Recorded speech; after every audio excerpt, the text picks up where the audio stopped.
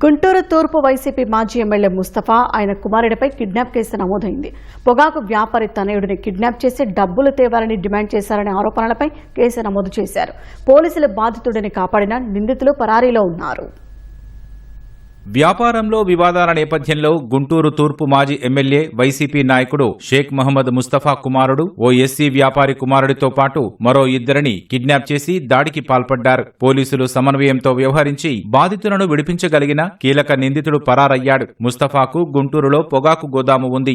ఏలూరు జిల్లా కొయ్యలగూడానికి చెందిన కడిమి సూర్యచంద్రం రైతుల నుంచి పొగాకు సేకరించి గుంటూరులో ముస్తఫాకు అమ్మేవారు. ఇటీవల ముస్తఫా ఇచ్చే డబ్బు గిట్టుబాటు కావడం లేదంటూ సూర్యచంద్రం సరుకును గుంటూరులోని మరో కంపెనీకి విక్రయిస్తున్నారు. ఈ క్రమంలోనే సూర్యచంద్రం కుమారుడు అభి తన డ్రైవర్ బాలరాజు, గుమస్తా దుర్గారావుతో కలిసి సోమవారం రాత్రి పొగాకు బేళ్లను సొంత వాహనంలో లోడ్ చేసుకుని కొయ్యలగూడెం నుంచి గుంటూరు బయలుదేరారు. అయితే కాసేపటికే అభి ఏడుస్తూ తండ్రికి ఫోన్ చేశారు. ముస్తఫా కుమారుడు బషీర్, ఆయన అనుచరులు 2 కార్లలో వచ్చి నూజివీడులో అడ్డగించి పొగాకు బేళ్లతో పాటు వ్యాన్ లాక్కున్నారని వాపోయ్యారు. తమను కిడ్నాప్ చేసి తీసుకెళ్తున్నారని, వాళ్లకు ఇవ్వాల్సిన డబ్బులు చెల్లిస్తేనే వదిలేస్తామంటున్నారని వాపోయ్యారు. వెంటనే సూర్యచంద్రం మాజీ ఎమ్మెల్యే ముస్తఫాకు ఫోన్ చేశారు. మాకివ్వాల్సిన డబ్బులు తీసుకుని వెంటనే గుంటూరులోని పొగాకు గోదాము వద్దకు రావాలని, లేదంటే నీ కొడుకు నీకు దక్కడని బెదిరించారు. ఆందోళనకు గురైన సూర్యచంద్రం పోలీసులకు సమాచారమిచ్చారు. ముస్తఫా పొగాకు గోదాములు గుంటూరు జిల్లా పెదకాకానిలో ఉన్నందున బాధితులను అక్కడే బంధించి ఉంటారనే అంచనాకొచ్చిన నూజివీడు పోలీసులు